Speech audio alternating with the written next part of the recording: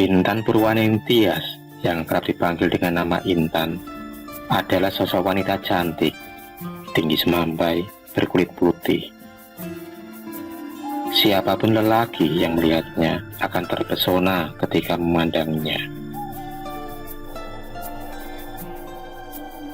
Intan bekerja sebagai seorang sekretaris di sebuah perusahaan ternama di kotanya, yang mengharuskannya untuk berpenampilan anggun, menawan, dan seksi.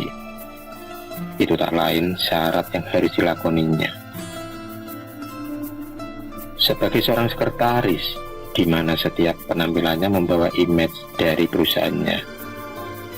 Entah kenapa, di umurnya yang menginjak ke 35, dia belum juga berumah tangga. Dia lebih suka bergonta-ganti pasangan, dan lebih suka pergi ke klub malam untuk menghilangkan rasa penatnya. Tak jarang juga dia menjadi pacar simpanan. Rumah tangga yang tak harmonis, KDRT, suami yang ingin menang sendiri, itulah yang dialami rumah tangga kakak dan ibunya alami. Sehingga Intan sedikit trauma untuk berumah tangga. Intan berpikir semua laki-laki sama. Dia lebih senang menjalani kehidupannya yang sekarang ini, tanpa beban, tanpa komitmen, dan tanpa masalah rumah tangga yang pelik. Pada suatu hari, di perusahaannya ada karyawan baru. Sebut saja namanya Hendra. Hendra merupakan sosok tampan, pintar, dan dermawan. Awalnya, tak ada rasa simpati yang ditujukan kepada Hendra. Bahkan bisa dikatakan cuek. Waktu pun berjalan hampir 1 tahun lamanya. Hendra merupakan karyawan yang sangat ulet, gigih, dan pintar. Sehingga direktur mengangkatnya sebagai staff manager yang diharuskan sering berkomunikasi dengan Intan sang sekretaris seksi. 1, 2, 3 bulan perasaan itu mulai tumbuh. Perasaan yang tak boleh ada karena Hendra ternyata sudah beristri dan mempunyai 1 orang anak. Intan selalu mencuri pandang pada Hendra. Semakin lama, perasaan itu semakin besar. Intan yang sangat pintar dalam merayu dan menggoda laki-laki tak butuh waktu lama untuk mendapatkan pujaan hatinya. Mereka sering menghabiskan hari-hari bersama, dan tak jarang juga Hendra pulang sampai larut malam, hingga membohongi istrinya dengan alasan lembur di kantor. Suatu malam, Intan mengajak Hendra untuk berkaraoke di sebuah klub malam. Hendra yang selalu dirayu dan digoda Intan tak kuasa menahan ajakannya. Bak pasangan muda-mudi, mereka dimabuk asmara hingga melakukan hubungan yang tak pantas. Jam menunjukkan pukul 3 dini hari. Hendra yang sadar akan kesalahannya memutuskan untuk pulang. Sesampai di rumah, Hendra membuka pintu dan mendapati istrinya Salma sedang tertidur di sofa karena menunggu kepulangannya. Salma adalah sosok istri soleha dan penyabar. Salma sangat mencintai suaminya. Wanita berjilbab itu awalnya tak percaya dengan perilaku Hendra.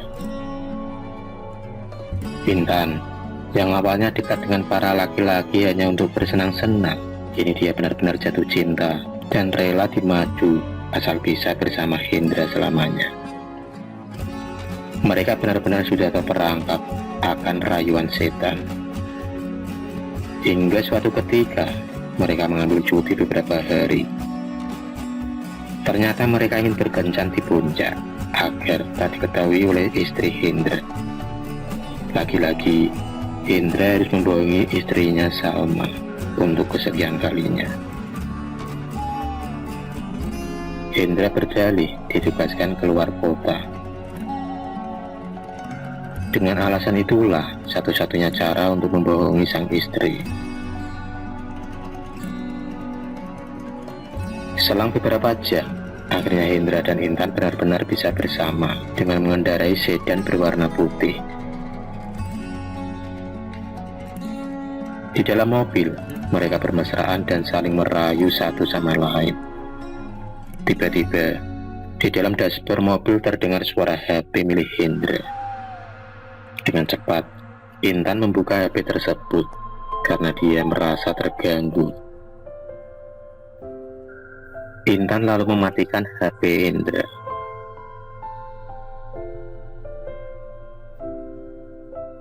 Salma berulang-ulang kali menelpon, tapi hasilnya sama, tak diangkat oleh suaminya. Akhirnya, Salma mengirimkan pesan kalau anaknya bagus, demam dan ingin bertemu dengan ayahnya. Hendra mencoba merebut HP yang masih dipegang oleh Intan. Hendra ingin menelpon kembali sang istri, tapi Intan tak mengembalikan HP milik Hendra dengan alasan Intan ingin berduaan dengan Hendra tanpa ada pengganggu.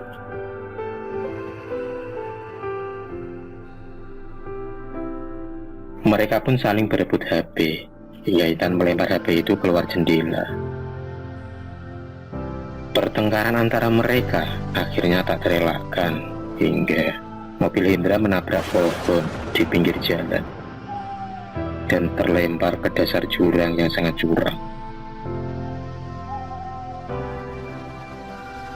Hari pun mulai berganti. Salma tampak resah karena suaminya sudah 3 hari tak ada kabar.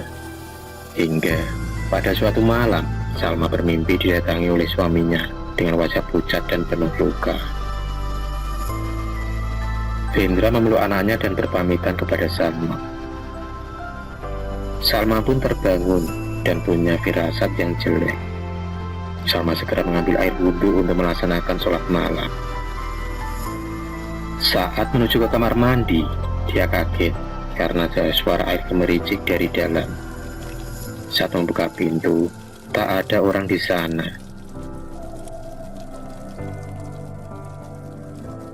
Setelah selesai, Salma segera ke kamar. Tiba-tiba, ada suara rintihan tangisan. Tak hanya itu, terdengar juga kata maaf. Tibalah 7 malam dari kepergian Hendra, tepatnya malam Jumat Kliwon. Lagi-lagi, Salma mendengar suara tangisan seorang wanita. Suara yang sangat meratap penuh kesedihan dan penyesalan.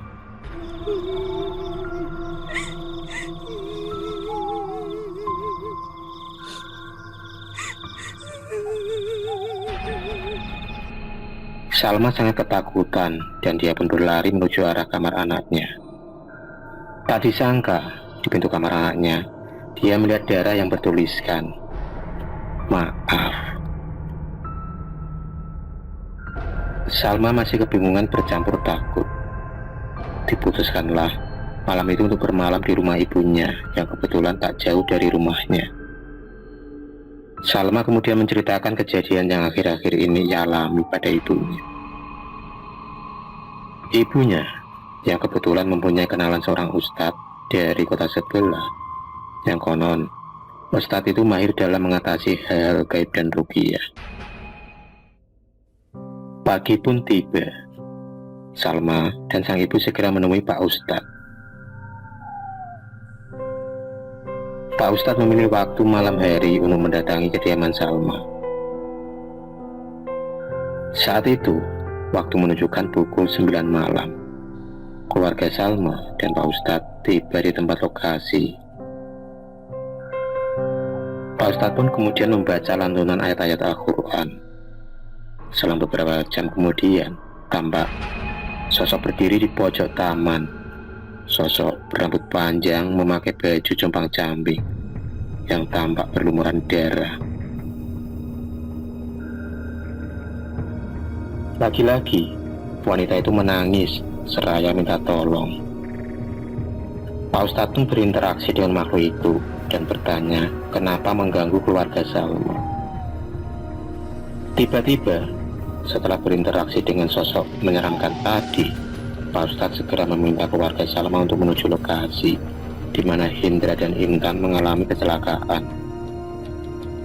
Salma tampak kebingungan karena waktu itu Pak Ustadz belum menceritakan kejadian sebenarnya. Sesampai di sana, tepatnya di sebuah pohon besar, Pak Ustadz langsung melantunkan ayat-ayat Al-Quran.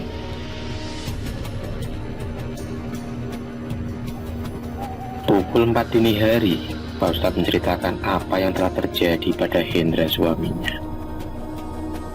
Bak sambaran petir di siang bolong. Salma marah bercampur sedih dan menangis meraung-raung. Salma memanggil-manggil nama Hendra suaminya, dan sempat beberapa kali ia tak sadarkan diri. Pagi hari, tepatnya pukul 7 pagi, keluarga segera memanggil bantuan polisi dan tim SAR. Dikarenakan medan yang curam dan dipenuhi dengan semak belukar, pencarian membutuhkan waktu berjam-jam lamanya.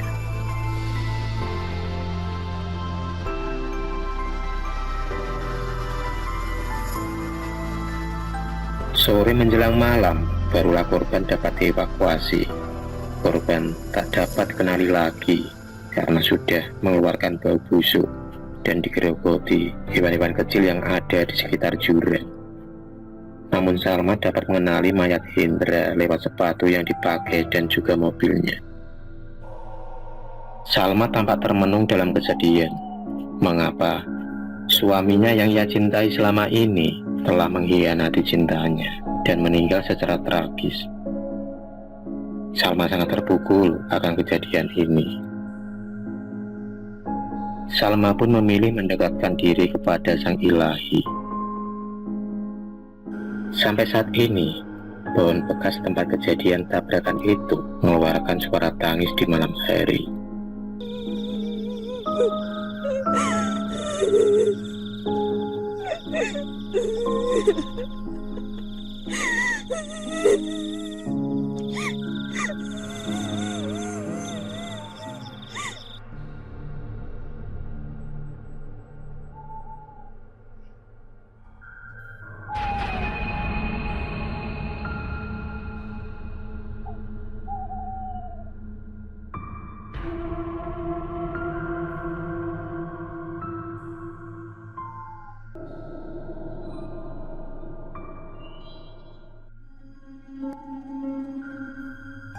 Banyumas 1998. Pak Sukirno tampak melamun duduk di kursi yang ada di teras rumahnya.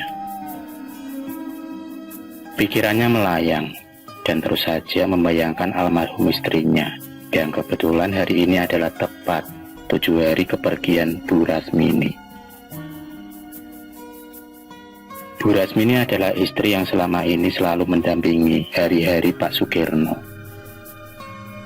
Kini tak ada lagi.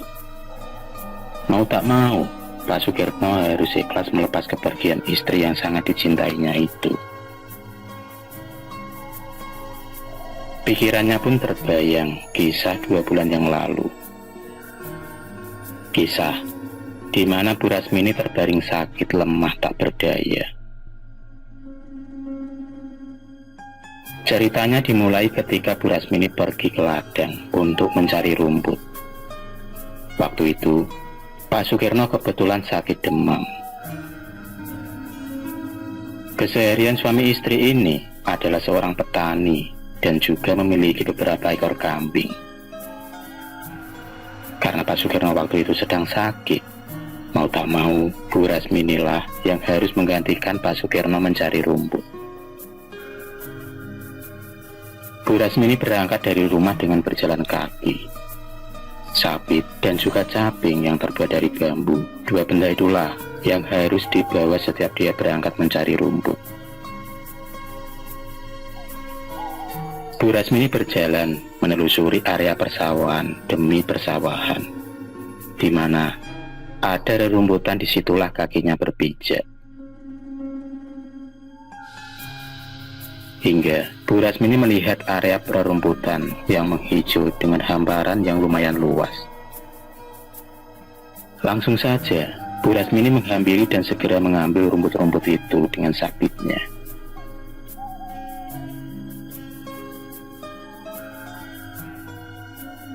Setelah selesai mengambil rumput, Bu Rasmini pun pulang dengan hati yang gembira, karena kali ini dia mendapatkan 2 karung rumput yang lumayan banyak dan cukup untuk persediaan 2 ekor kambing miliknya.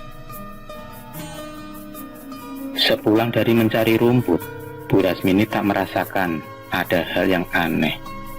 Hingga keesokan paginya dia baru merasakan tangan dan punggungnya terasa capek dan lebih menjurus ke rasa sakit. Rasa sakit itu pun berlangsung berhari-hari, sampai-sampai Bu Rasmini tak ada lagi nafsu untuk makan.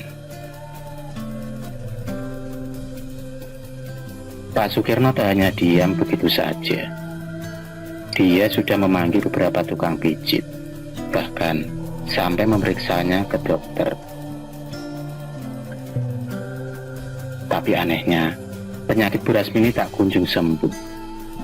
Bahkan, Pak Sukirno pernah memanggil beberapa paranormal yang menyuruh Pak Sukirno menaruh sesajen berupa nasi bujang, kemenyan dan bunga-bungaan di tempat di mana Bu Rasmini terakhir mengambil rumput.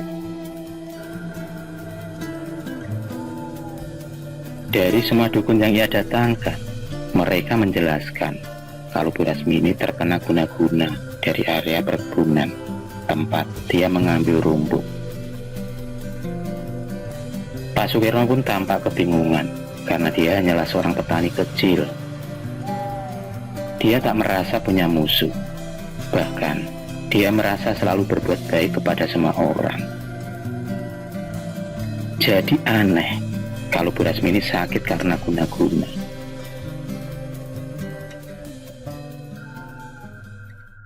Pada suatu hari, Bu Rasmini meraung-raung tak karuan, mengamuk, menangis bahkan menjerit-jerit.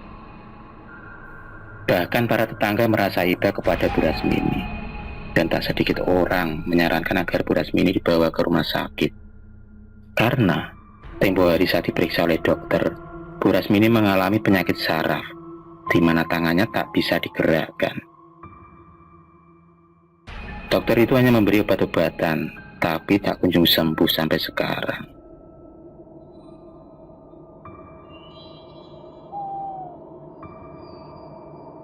Atas saran para tetangga itulah dan keluarga, Pak Sukirno pun akhirnya membawa Bu Rasmini ke rumah sakit. 1 minggu sudah lamanya Bu Rasmini dirawat di rumah sakit. Tetapi tetap saja tak ada perubahan, dan anehnya hasil ronsen juga mengatakan kalau Bu Rasmini tak ada riwayat penyakit yang berbahaya. Itu berbanding terbalik dengan keadaan Bu Rasmini yang ia alami sekarang.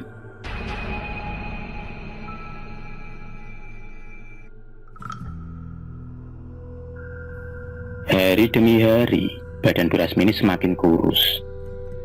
Makannya yang masuk ke mulutnya pasti dimuntahkan kembali. Karena keterbatasan biaya, dan Bu Rasmini juga tak kunjung sembuh, akhirnya Bu Rasmini pulang dari rumah sakit. Sepulang dari rumah sakit, rasa sakit yang diderita semakin menjadi-jadi. Banyak keanehan yang terjadi pada diri Bu Rasmini. Dia sering mengamuk tak karuan, seperti orang yang kesurupan. Hingga datanglah tetangga yang sedang menjenguknya. Karena melihat keanehan yang dialami oleh Bu Rasmini, dia seakan-akan tahu kalau Bu Rasmini menderita penyakit yang tak wajar. Orang itu pun menyuruh Pak Sukirno untuk membawa Bu Rasmini ke rumah seorang kiai. Pak Muklis namanya, Keesokan paginya, dibawalah Bu Rasmini ke tempat pondok pesantren yang kebetulan tak jauh dari kediaman mereka. Setelah bertemu dengan Pak Yai, Bu Rasmini melotot dan membentak-bentaknya. Tentu saja itu bukan kehendak dari Bu Rasmini, karena kata Pak Kiai, Bu Rasmini dibentengi oleh 6 makhluk menyeramkan. Makhluk yang bertanduk dengan mata merahnya itu ingin menguasai tubuh Bu Rasmini. Pak Yai kemudian bernegosiasi secara baik-baik kepada ke-6 makhluk itu agar mau menyerahkan raga Bu Rasmini. Tapi kesemuanya menolak dengan kasar. Terpaksa Pak Yai mengusir mereka secara kasar. Duel maut pun tak terelakkan lagi. Duel maut yang terjadi antara Pak Yai dan jin sangatlah menguras emosi. Karena jin yang merasuki tubuh Bu Rasmini sangatlah galak, hingga tak mau mudah untuk dikalahkan. Tapi akhirnya Pak Yai bisa menaklukkan 2 jin yang ada di tubuh Bu Rasmini. Pak Yai terlihat sangat kelelahan, tubuhnya lemah, dan ia pun memutuskan melanjutkan proses penyembuhan itu besok pagi.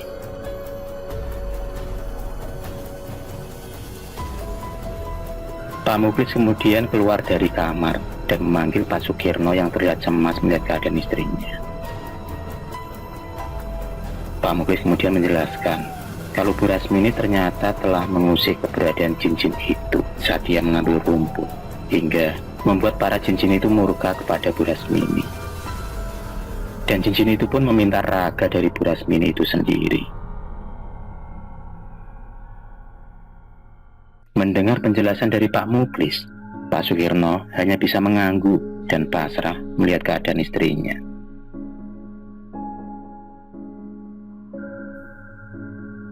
Keesokan paginya, Pak Muklis mulai melanjutkan pengobatannya kembali. Tapi, kali ini jinnya sangat galak dan bandel sekali. Duel maut pun tak terelakkan lagi, hingga Pak Yai terlihat muntah darah hingga kedua kalinya. Di detik-detik terakhir, Pak Muklis bisa menaklukkan 2 jin lagi, hingga masih ada 2 jin yang merasuki tubuh Bu Rasmini. Tapi Pak Muklis memilih melanjutkannya besok lagi karena tubuhnya mulai lemas dan tak berdaya.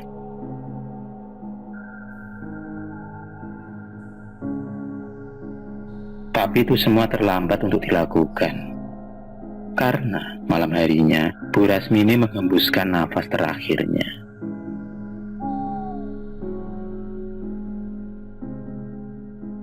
Entah berapa jam Pak Sukirno melamun. Tiba-tiba dia dikagetkan dengan seseorang di hadapannya. Namanya Pak Bambang, juragan tanah dari desa seberang. Pak Sukirno tampak kaget karena Pak Bambang juga membawa banyak makanan dan minuman, mulai dari sembako dan juga mie instan. Pak Bambang berulang kali minta maaf kepada keluarga besar Pak Sukirno. Dengan penuh rasa heran, kemudian Pak Sukirno mempersilakan masuk ke dalam rumah. Dan beliau pun meminta penjelasan dari Pak Bambang. Pak Bambang pun kemudian menjelaskan bahwa ladang yang diambil rumputnya oleh Bu Rasmini tak lain adalah tanah warisan dari bapaknya, yang kebetulan jatuh kepada kakak kandungnya. Karena Pak Bambang merasa kurang adil dan merasa kalau tanah kakaknya lebih luas, Pak Bambang mengirim guna-guna. Ia pun menyuruh seorang dukun untuk menaruh jin piaraannya di lokasi tanah tersebut, dengan harapan keluarga kakaknya lah yang akan menimpa kesialan dari guna-guna Pak Bambang. Tapi Tuhan berkehendak lain.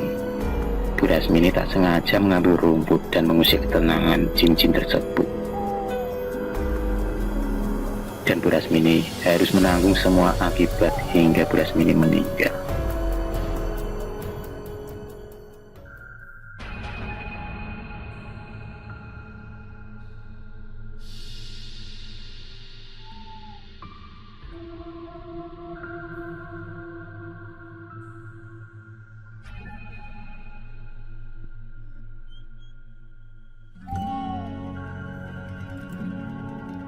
Mirna dan Bayu tampak bahagia hari itu.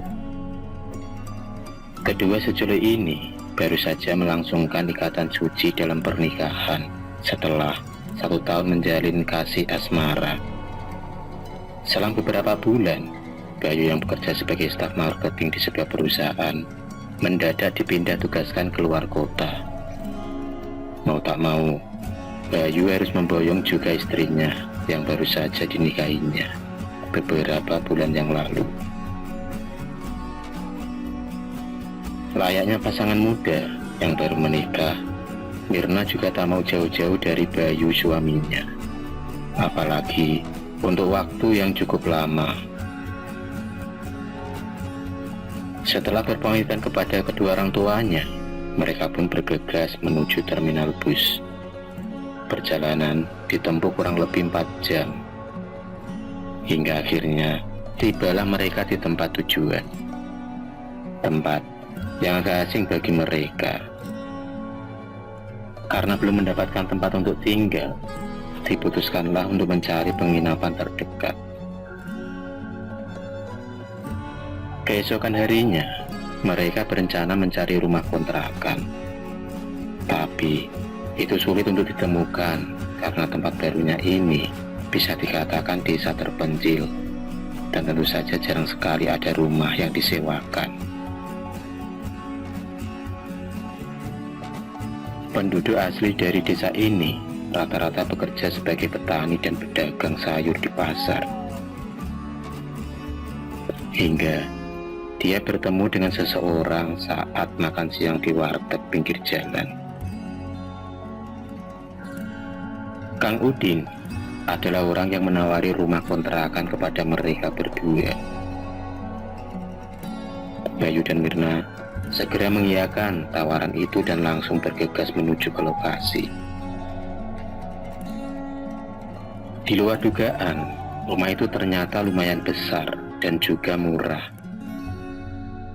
Dan kebetulan tak jauh dari tempat barunya bekerja. Tanpa berpikir panjang, Bayu langsung mengiyakan mengontrak di rumah itu. Rumah itu terdiri dari 3 kamar. Mirna ternyata menyukai kamar yang paling ujung. Setelah kecapean karena habis membereskan rumah yang baru ditempatinya itu, Bayu merebahkan diri di atas kasur, hingga Bayu pun terlelap ketiduran.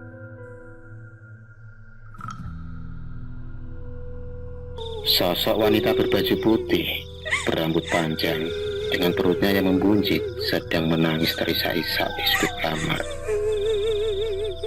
Dengan memegang sebuah boneka di tangannya, wanita itu menyanyikan lagu Nina Bobo dengan lirik.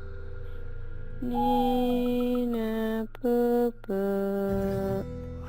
oh Nina Bobo, kalau tidak bobo digigit nyamuk. Tiba-tiba dia dikagetkan suara Mirna, istrinya, dan ternyata Bayu telah bermimpi. Mirna membangunkan Bayu karena waktu telah senja dan azan maghrib akan segera berkumandang. Segera Bayu menuju ke kamar mandi untuk menyegarkan tubuhnya. Dengan bersiul dan bernyanyi, Bayu tampak lebih bergembira senja itu. Layaknya orang mandi, pada umumnya rambut dan muka dibasuh dengan sampo dan sabun. Saat ingin membilas dengan air bersih, tiba-tiba gayung yang tadinya ada di atas bak mandi tiba-tiba menghilang. Terdengar suara ketukan pintu dari luar. Bayu pun langsung mengucapkan terima kasih kepada istrinya dan meraih gayung yang ada di tangannya. Tapi aneh, saat meraih gayung itu, Bayu merasakan kuku-kuku yang panjang dan lancip. Tapi karena sudah terlalu pedih matanya terkena busa sabun, Bayu memilih tak memikirkan dan ia segera membilas badannya dengan air bersih. Setelah sholat maghrib dan makan malam, kini tibalah mereka untuk beristirahat dan nonton TV bersama. Mirna bermanja-manja di samping Bayu dan membeli mesra tangan suaminya itu. Saat itu, dia tersadar kalau kuku istrinya lebih pendek dan tak sepanjang kuku saat memberikan gayung tadi sore. Dia menanyakan istrinya apa dia barusan memotong kuku. Dengan menghela nafas panjang, Bayu mendengar jawaban dari istrinya. Kalau bukan istriku, lalu tangan siapa tadi sore? Guman Bayu di dalam hati. Memang, istrinya tidak terlalu suka kuku yang panjang. Rasa penasaran pun masih menghantui Bayu sampai berhari-hari. Bayu pun tak mau menceritakan kepada Mirna, yang ia tahu kalau Mirna lumayan penakut. Hingga tibalah hari di mana Mirna merasakan mual-mual. Dan ternyata Mirna sedang mengandung buah cinta mereka. Alangkah bahagianya saat itu karena sebentar lagi mereka akan ada malaikat kecil. Perut Mirna mulai membunjit dan memasuki bulan kelima. Sore itu, Mirna menyiapkan makan malam untuk suami tercintanya. Hujan disertai angin lebat telah mengakibatkan jaringan listrik di desa itu mati total. Mau tak mau, Mirna harus melanjutkan masak dengan suasana yang gelap. Hanya sebuah lilin yang menerangi semua ruangan. Jam pun menunjukkan pukul 8 malam, tapi Bayu tak kunjung pulang. Ternyata Bayu sedang kerja lembur di kantor. Kini tinggallah Mirna yang sendiri di rumah. Saat duduk di kursi ruang tengah, dia mendengar suara rintihan tangisan dari kamar tengah. Mirna pun segera memeriksanya.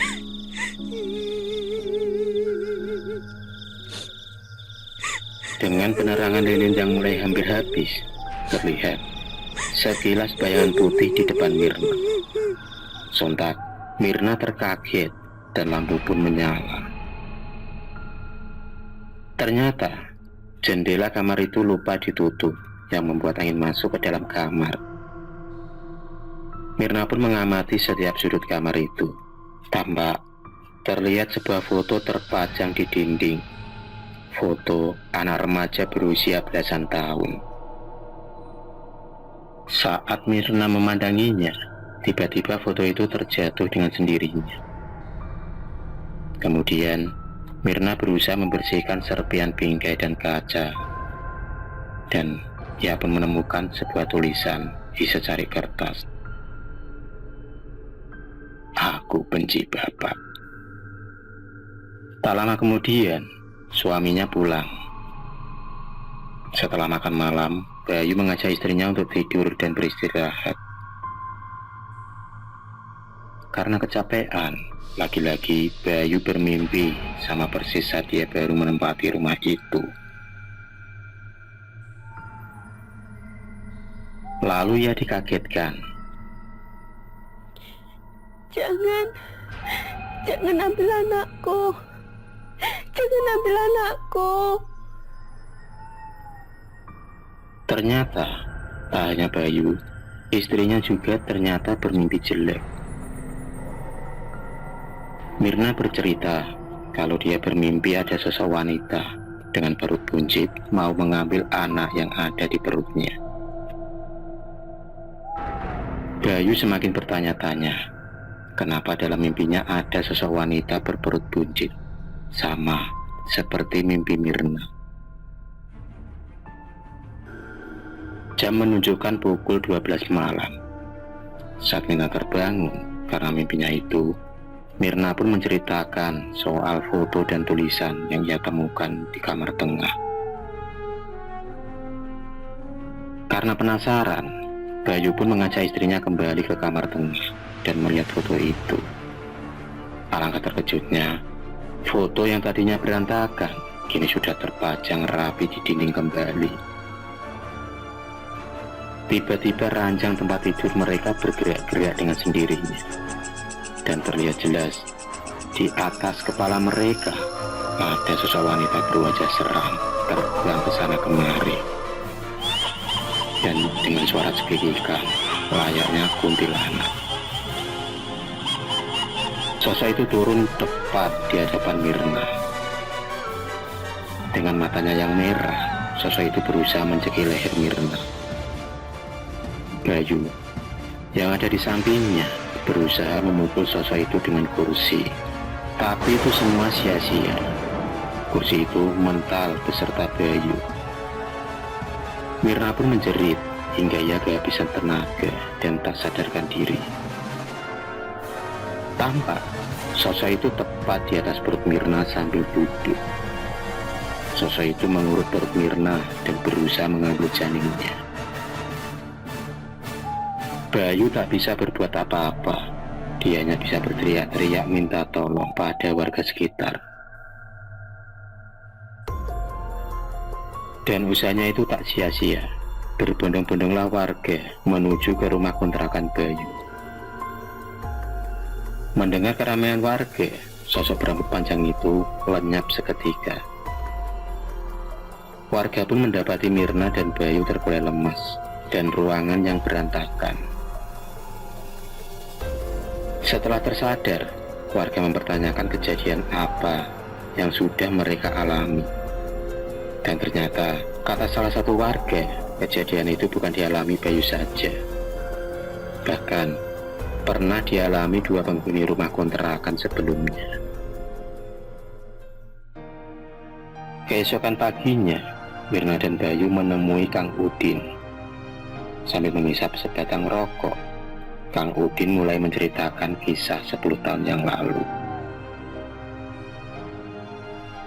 Yanti, gadis berusia 19 tahun ditemukan tewas dengan perut buncitnya. Dia mengakhiri hidupnya dengan gantung diri di kamarnya. Yanti merupakan gadis lugu dan pemalu. Dia tinggal bersama bapaknya. Ibunya berangkat menjadi TKW di Arab Saudi. Ternyata, nasib tragis dialami oleh Yanti karena telah hamil di luar nikah. Semua itu disebabkan oleh ulah bejat bapaknya sendiri. Sosok bapak yang seharusnya menjadi pelindung itu berbanding terbalik dengan kenyataan yang dialami oleh Yanti. Bapaknya selalu melampiaskan nafsunya kepada Yanti setiap pulang judi dan mabuk-mabukan, hingga Yanti hamil. Karena sifat pendiamnya, Yanti tak pernah menceritakan kepada orang lain. Dia lebih suka berdiam diri di kamar, hingga perutnya mulai membesar. Karena malu dan putus asa, dia lebih memilih bunuh diri di kamarnya. Sebelum meninggal, Yanti meninggalkan surat di atas meja. Surat yang bertuliskan penyebab kematian dirinya. Warga yang mengetahui hal tersebut langsung mencari bapaknya dan menganiayanya hingga tewas.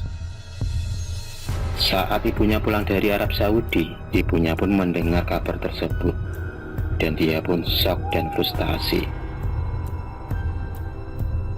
Ibunya mengalami sakit kejiwaan dan sekarang dirawat di salah satu rumah sakit kejiwaan. Kang Udin selaku paman Yanti hanya bisa mendoakan Yanti di setiap sholatnya agar arwah ponakannya itu bisa diterima di sisi Allah Subhanahu wa Ta'ala. Setelah mendengar cerita dari Kang Udin, Bayu segera berpamitan dan mengajak istrinya untuk pindah kontrakan. Bayu merasa beruntung karena Mirna dan calon anaknya masih dalam lindungan Allah Subhanahu wa Ta'ala.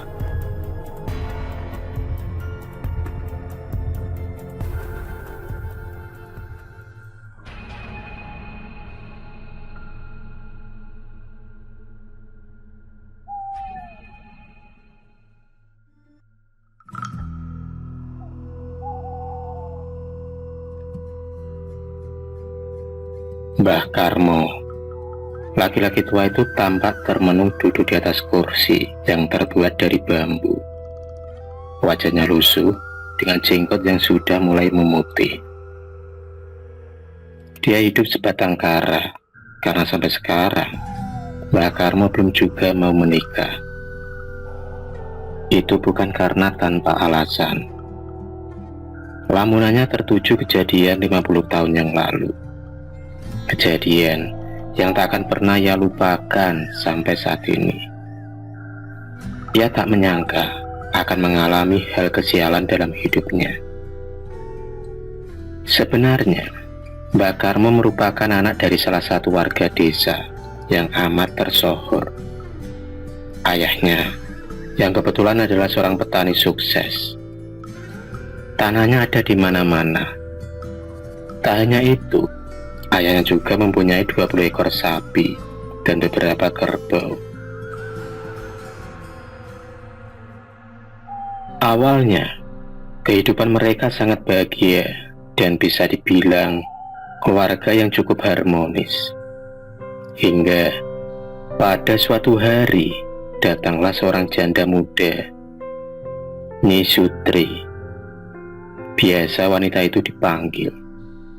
Sosoknya yang cantik dan montok. Tak heran banyak jadi rebutan para kaum Adam. Awal pertemuan dengan ayahnya adalah awal kesialan dan kesengsaraan dalam hidupnya. Nyi Sutri mulai rajin menemui ayahnya dengan alasan berbagai macam. Lambat laun, ayahnya mulai tergoda janda montok itu. Ayahnya yang tak mau membohongi istrinya mengutarakan isi hati untuk meminang dan menjadikan istri yang kedua. Nyi Lastri yang sebagai istri pertama yang tak lain ibu dari Mbah Karmo hanya bisa menangis dan mau tak mau menerima keputusan suaminya itu. Mungkin ini sangat berat untuk dijalani, tapi Nyi Lastri adalah sosok penyabar. Dia memilih memendam rasa kecewanya. Akhirnya pernikahan itu pun terjadi. Mbah Karmo yang waktu itu masih berusia 7 tahun masih belum mengerti kenapa ayahnya mengadakan acara pernikahan untuk yang kedua kalinya. Yang ia mengerti hanya perkataan ibunya kalau ia akan mempunyai ibu dua.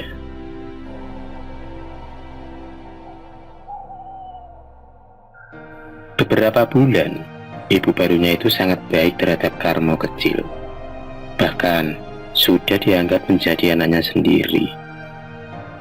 Hingga tiba tahun kedua pernikahan Nyi Sutri dan Ayah Karmo. Ayah Karmo mendadak mulai sakit-sakitan hingga mengalami kelumpuhan. Sikap Nyi Sutri mulai berubah terhadap ibu dan Karmo kecil. Nyi Sutri selalu semena-mena dan suka memerintah. Hingga akhirnya Ayah Karmo pun menemui ajalnya. Ayah Karmo pun meninggal. Usut punya usut, Ayah Karmo meninggal karena sudah meminum racun dari istri keduanya itu, yaitu Nyi Sutri, yang dicampurkan pada teh. Itulah cara Nyi Sutri menghabisi nyawa suaminya secara perlahan-lahan. Hanya dengan cara itulah Nyi Sutri bisa memuluskan rencananya. Rencana yang sudah dipersiapkan secara matang hingga sulit untuk orang lain mengetahuinya. Merebut semua harta yang dimiliki Ayah Karmo. Itulah alasan kenapa Nyi Sutri berbuat senekat itu. Ibu Karmo, yaitu Nyi Lastri, yang tak sengaja mendengar pembicaraan Nyi Sutri dengan kakak kandungnya, segera lari menuju kamar. Tak disangka, Nyi Sutri mengetahui kalau Nyi Lastri sudah mendengar pembicaraan mereka.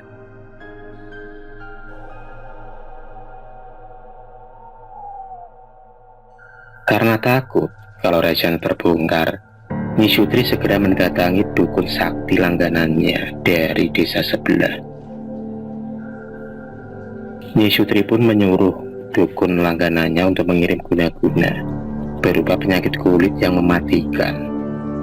Kulitnya mengelupas, mengeluarkan nanah dan darah yang berbau amis dan bercampur rasa gatal yang amat sangat. Tak hanya Nyi Lastri, Karmo kecil pun ikut merasakan penyakit yang menjijikan itu. Beberapa hari, mereka ditempatkan di kamar paling belakang. Kamar yang begitu gelap. Kedua kaki mereka dipasung, makan minum seadanya. Itu pun 1 hari 2 kali. Banyak tikus berkeliaran. Tak jarang tubuh mereka digigit hewan pengerat itu. Penyiksaan itu berlangsung hingga beberapa bulan, yang membuat tubuh Nyi Lastri dan Karmo menjadi kurus kering.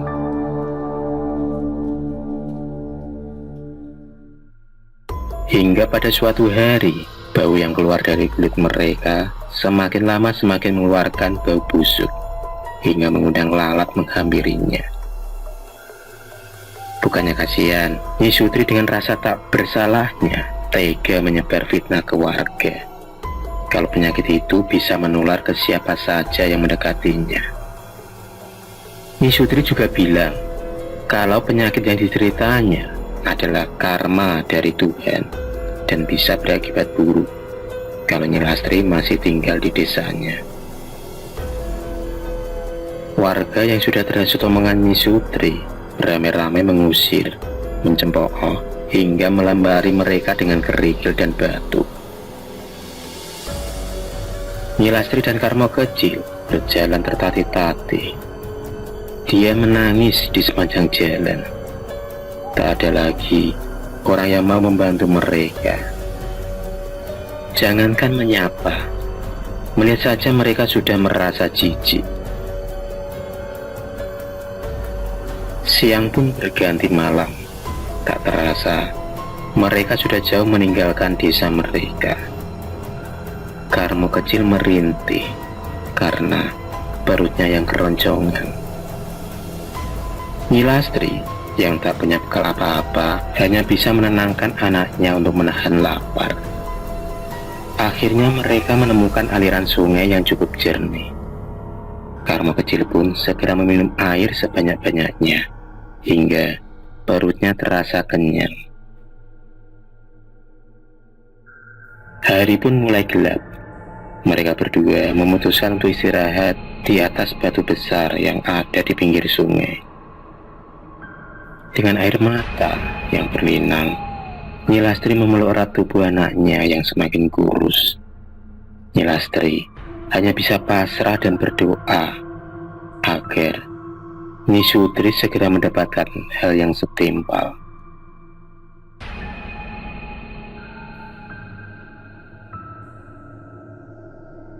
Pagi pun tiba. Karmo kecil segera bangun dan mandi. Setelah itu, mereka membersihkan diri dan mereka melanjutkan perjalanan yang tak tahu mau kemana. Hingga perjalanan mereka sampai di sebuah gubuk kecil di tengah hutan. Gubuk yang terbuat dari bambu beratapkan rumbai. Dengan mengucap salam, Nyi Lastri mencoba meminta bantuan penghuni gubuk kecil itu. Tak disangka, dari dalam gubuk terdengar suara orang membuka pintu. Terlihat sosok tinggi besar bersorban sambil tangannya memegang sebuah tasbih, mempersilahkan mereka berdua untuk masuk ke dalam gubuk. Disuguhkanlah singkong rebus dan air putih. Karmo yang sudah beberapa hari tak makan tampak menyantap dengan lahapnya singkong rebus itu. Sehabis makan, disuruhlah mereka beristirahat. Selang beberapa jam kemudian, mereka pun bangun dengan perasaan yang lebih baik. Malam harinya, Nyi Lastri begitu senang karenanya orang itulah yang tampak mau menerima kehadirannya. Berapa hari sudah mereka tinggal di gubuk kecil itu. Setiap tengah malam, Nilastri dan Karmo kecil disuruh mandi air dari sebuah gentong yang penuh dengan bunga setaman. Sebelum mandi air itu, dibacakan doa-doa terlebih dahulu. Selang beberapa minggu kemudian, penyakit kulit yang mereka derita pun berangsur membaik dan mulai sembuh. Tak hanya itu, orang bersorban yang merahasiakan identitasnya juga mengajari Karmo mengaji dan sholat. Suatu malam, Nilastri dipanggil dan disuruh duduk. Disitulah lelaki bersorban itu membacakan doa-doa dan memberi banyak wejangan, kata-kata yang tak pernah dilupakan oleh Karmo. Kejarlah akhirat, maka dunia akan mengikutimu. Setelah menitip pesan pada Karmo dan Nilastri, orang itu pun pergi entah kemana. Orang itu berpesan dan menyuruh Karmo untuk tetap tinggal di gubuknya itu. Singkat cerita, setelah 13 tahun, Karmo tumbuh menjadi remaja yang gagah dan mandiri. Dia meminta izin kepada ibunya untuk menengok keadaan Sutri dan rumah tempat tinggalnya dulu. Tak disangka, rumahnya yang dulu ia tempati kini berubah menjadi tempat perkantoran yang luas. Kata penduduk sekitar rumah itu telah dijual kakak kandung Sutri beserta aset-aset tanah. Sutri sendiri mendekam di penjara karena telah membunuh kakaknya yang telah merebut dan menjual tanah milik keluarga Karmo. Pertumpahan darah antar saudara telah terjadi gara-gara sifat manusia itu sendiri, yaitu keserakahan.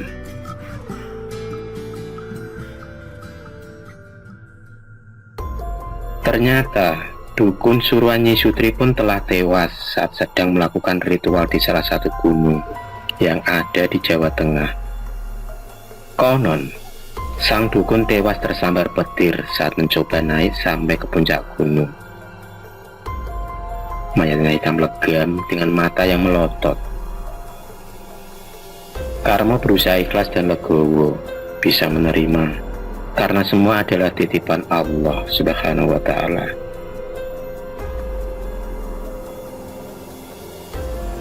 Itulah yang diajarkan pria bersorban. Karmo dan ibunya memilih untuk hidup sederhana dan lebih mendekatkan diri pada Sang Ilahi. Karena dengan itu Karmo lebih tenang menjalani hidup. Pria bersorban tak hanya menjadi malaikat penolong dalam hidupnya. Beliau pun menjadi guru dan banyak mengajarkan banyak hal tentang arti kehidupan. Sampai sekarang, Karmo masih bertanya-tanya siapa pria bersorban itu. Dan terkadang, ia juga rindu dan ingin menemuinya. Selang beberapa tahun kemudian, ibunya meninggal dunia karena usianya yang telah lanjut. Lagi-lagi, Karmo harus menerima kenyataan pahit ini. Kini, tak ada lagi orang yang menemani hari-harinya.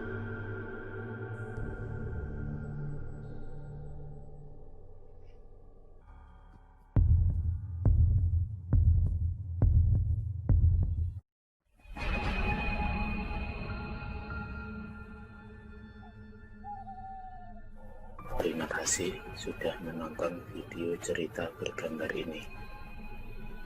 Klik subscribe untuk terus mendapatkan video-video cerita bergambar selanjutnya. Semangat berkarya.